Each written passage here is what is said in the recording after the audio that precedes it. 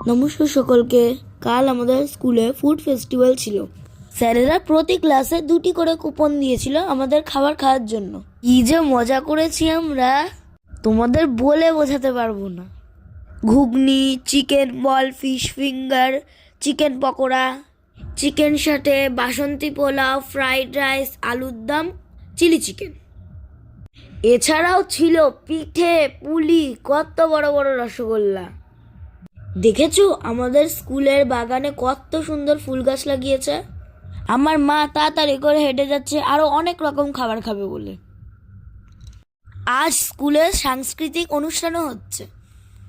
চলো ওইদিকে গিয়ে দেখি আরো কি কি রকমের খাবার আছে। আজ কিন্তু অনেক খাবার খাবো। দেখো এও বসে পড়েছে ফ্রাইড রাইস আর চিকেন নিয়ে। আমার দিদি ছেলেটাকে জিজ্ঞেস করলো খাবারটা কেমন রে।